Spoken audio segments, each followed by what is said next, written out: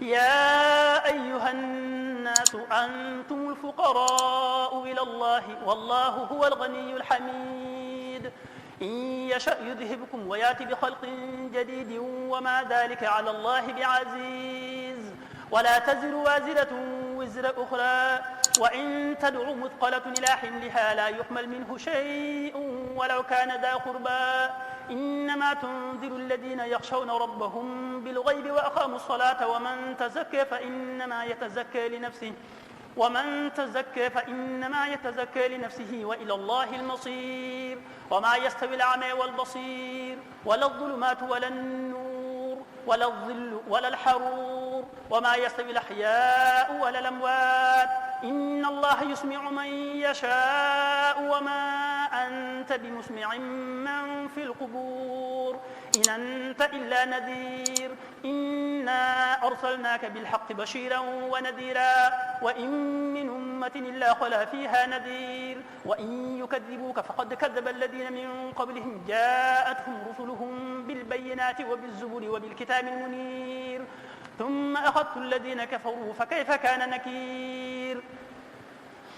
ألم تر أن الله أنزل من السماء ماء فأخرجنا به ثمرات مختلفا ألوانها ومن الجبال جدد بيض وحمر مختلف ألوانها وغرابيب سود ومن الناس والدواب والأنعام مختلف ألوانه كذلك إنما يخشى الله من عباده العلماء إن الله عزيز غفور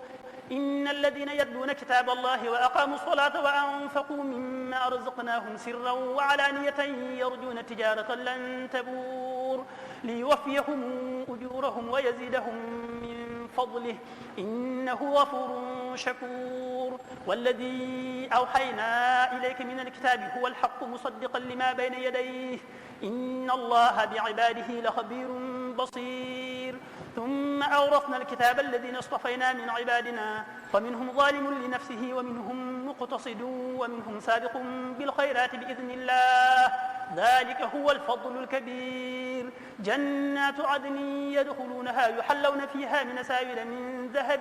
ولؤلؤا ولباسهم فيها حرير وقالوا الحمد لله الذي أذهب عنا الحزن إن ربنا لغفور شكور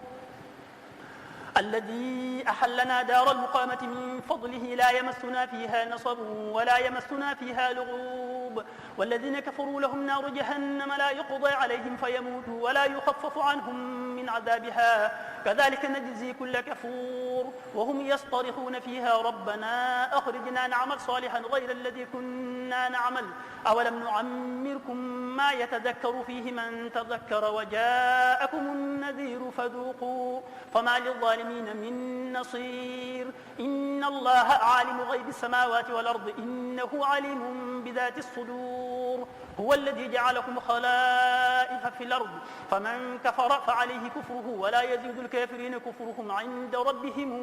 إلا مقتا ولا يزيد الكافرين كفرهم إلا خسارا قل رأيتم شركاءكم الذين تدعون من دون الله أروني ماذا خلقوا من الأرض أم لهم شرك في السماوات أم آتيناهم كتابا فهم على بينات منه بل يعد الظالمون بعضهم بعضا إلا غرورا